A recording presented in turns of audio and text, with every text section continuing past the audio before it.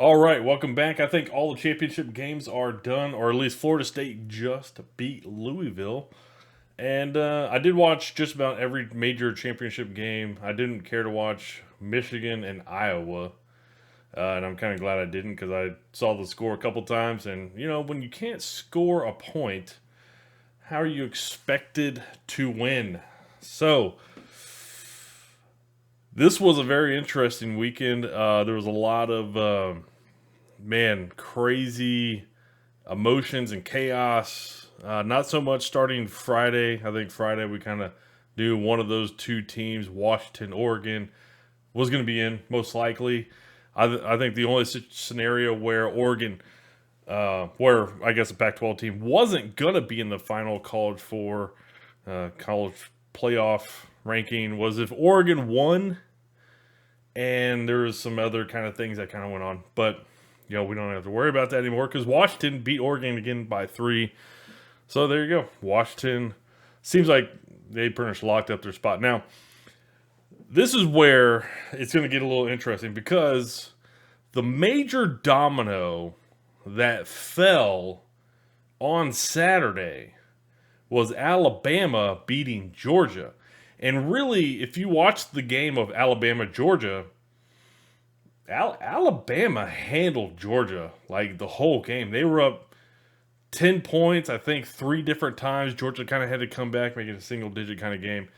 So it wasn't like Georgia got beat on a last-second field goal or missed a last-second field goal to lose to Alabama. Alabama kind of had them. And really, it kind of started after, I think, the first 3 drives each team had. After the first drive, Alabama went 3 and out. Georgia then went all the way down the field to look very impressive, man. Very impressive. Georgia took a 7-0 lead after each team had it 1 possession. The next 2 possessions for each team after that, Georgia went 3 and out twice. Alabama then scored 10 points and then kind of didn't look back after that. Then they went up 17-7. And then it was just kind of like trading scores, but Alabama pulling it out at the end by 3. But it wasn't really even as close as 3. Kind of Alabama just, every time Georgia got it back to within 1 score, Alabama went down and answered. So that was the big domino that fell because that knocks Georgia clearly out. To me, clearly out because it wasn't that competitive. Right, it wasn't that competitive. So, to me, Georgia's out. Michigan probably going to move up to 1. I mean, when you get to play a JV squad out there with no offense, it's kind of easy to say that. I could actually make a case for Washington being moved up to number 1 because they beat Oregon twice. They beat them, neutral site and their home. They actually played a tough team, Oregon, and I could see a case of actually moving Washington up to 1, leaving Michigan at 2. So either way, Michigan, Washington's going to be 1 or 2. And after that is where it's going to get interesting because of the Alabama win over Georgia. And now this is where I do want to say everybody is saying you can't leave out the SEC. And I'm saying you can. And 2023 is not 2014 to 2022. Okay? SEC has been very dominant over the past 10 years, but it is very possible, okay? It's very possible that maybe Alabama is maybe the number 6 team in the country. Maybe Georgia's number 7 team in the country. Maybe Missouri is the number 10 team in the country. That's very possible. So to say, but Alabama won the SEC, they should be in. Like, I don't know. I don't really buy into that. Are you going to say Alabama's really good? A great team? They are a great team. That's kind of the difficulty of picking 4 teams, really, to kind of wrap out the top 4 because you got Alabama 1 loss. You say they've gotten better since they lost to Texas. Texas lost to Oklahoma, who had injuries. And then they lost 2 games. So you kind of void out the Texas loss because they don't get to avenge it. And Ohio State, their loss, well, is to a top 1 or 2 team in Michigan. In Michigan. So I can make the case that maybe Ohio State is maybe the 4th best team in the country. Maybe, what if Michigan, Washington, Oregon, and Ohio State are the 4 best teams in the country? I mean, if we're going to go with the 4 best teams, Oregon lost to Washington twice, who's one of the 2 best teams left at the end. Texas beat Alabama, and they're the 5th best team. Alabama maybe the 6th best team. Georgia maybe number 7. So if we're trying to find the best 4 teams, be careful on how you look at that, because I can make a case for that kind of scenario on the top 4. Now, is that the way it's going to fold out? No, it won't.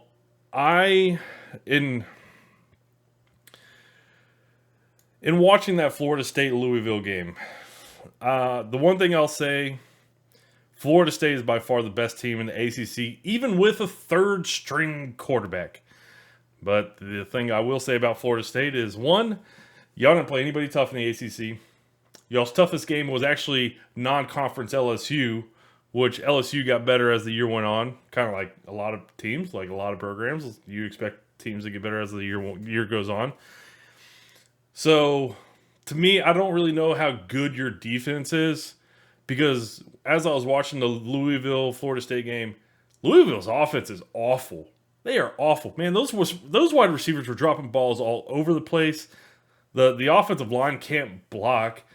Their quarterback just stands in the backfield, waits to get sacked. So, to me, I don't think Florida State is one of the 4 best teams. So, depending on what metric or how they are going to figure out what 4 teams go to the college football playoff, very much depends on, is it most deserving or is it best 4 teams? Because if it's most deserving, I'm going to say Michigan, Washington, Florida State, Texas. Right? Texas. Because Texas beat out Alabama and they're conference champions. Ohio State is not, even though they did lose to Michigan. You could say that was kind of like a quarterfinal round type of matchup. Okay, Ohio State's out. So that would be, if you're going with most deserving, that would be the 4 I would go with Texas probably playing Michigan in the first, in one of the first round games, in one of the semifinals, and then Washington, Florida State playing. Which, I'm going to be pretty honest, if Florida State makes it in, whoever gets to play Florida State is probably going to be singing their praises that they get to play Florida State. That's just me. And I get that they beat Louisville with their 3rd-string backup quarterback, which that's also, I would almost say, a bonus that you say you won your ACC championship game with their 3rd-string quarterback, who really has never played. He had like some early season filler time, but he hasn't really played meaningful time. To go in a championship game and win, that is impressive. But you didn't look dominant.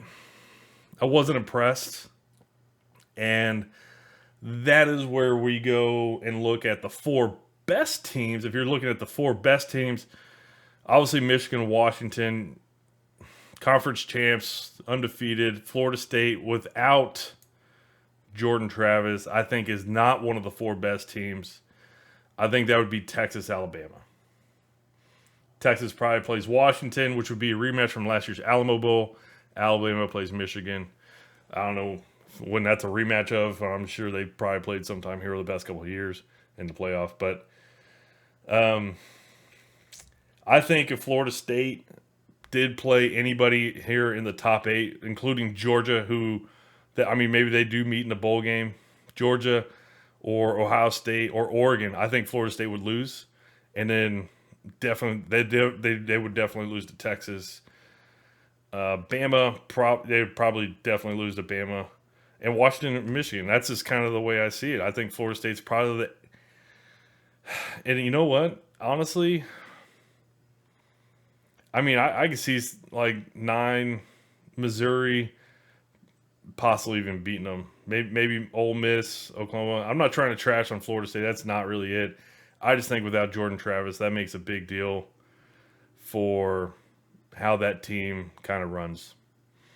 But I'm not saying that y'all shouldn't go. It just depends on the criteria of which the college football playoff committee is going to use. Is it most deserving, or is it the best 4 teams?